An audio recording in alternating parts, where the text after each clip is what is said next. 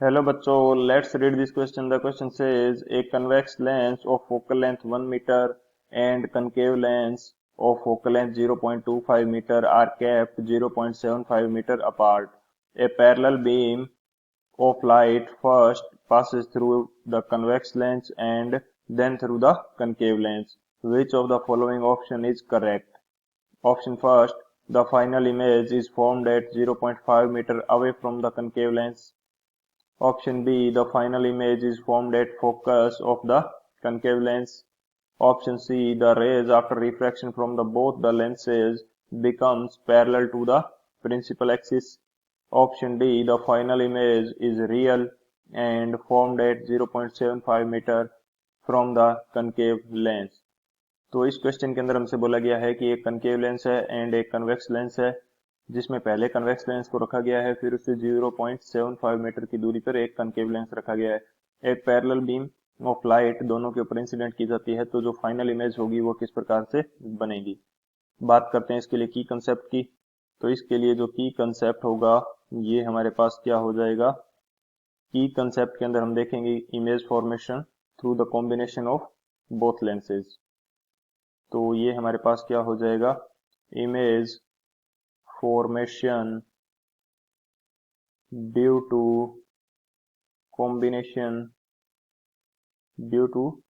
Combination of lenses, यानी कि जो लेंसेज हैं इनके कॉम्बिनेशन के कारण इमेज फॉर्म किस प्रकार से होगी। तो हमें क्या दिया गया है, एक कन्वेक्स लेंस है। यदि मैं यहाँ पे कन्वेक्स लेंस बनाना चाहूँ, चलो इसको नेक्स्ट स्लाइड के ऊपर बनाते हैं। हमारे पास है एक कन्वेक्स लेंस,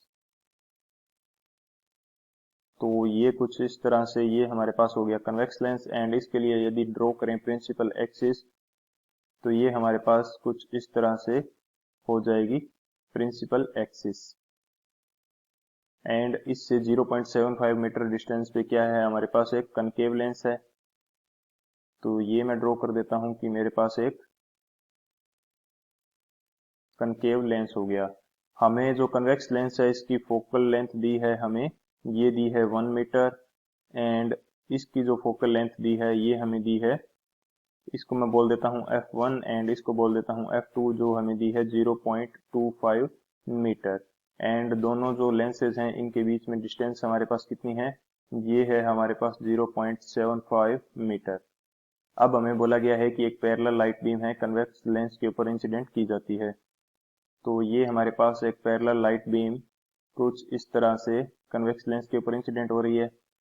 तो यदि parallel light beam convex lens के ऊपर इंसिडेंट हो रही है, तो कन्वेक्स लेंस इसकी इमेज कहाँ पे बनाएगा।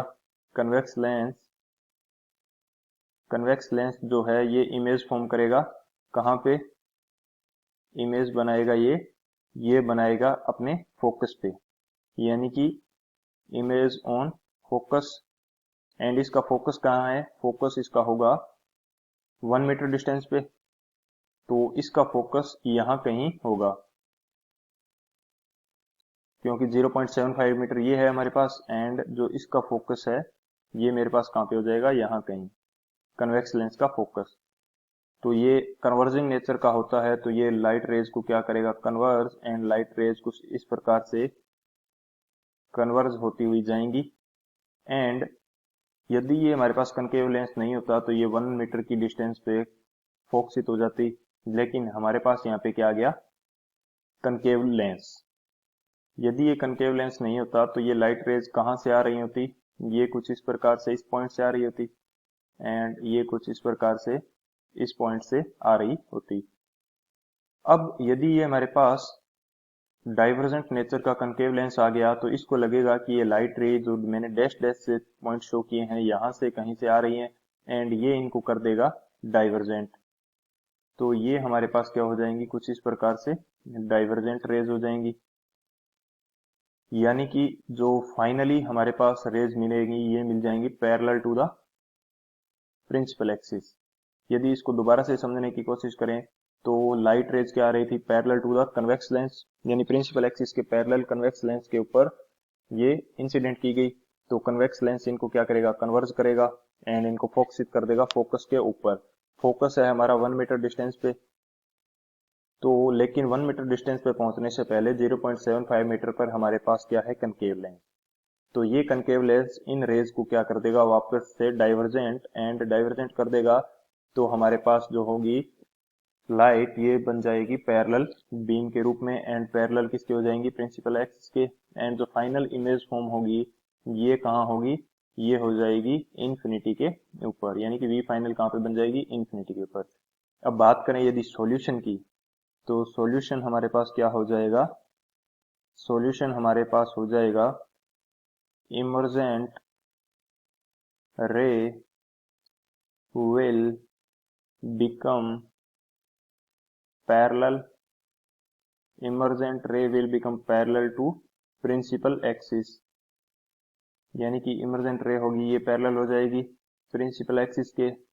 And image will form, image will form at infinity, at infinity.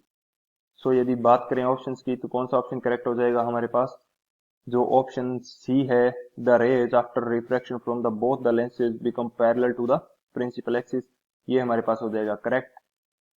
So our final answer is option C. I hope you understood it well. Best of luck. Thank you.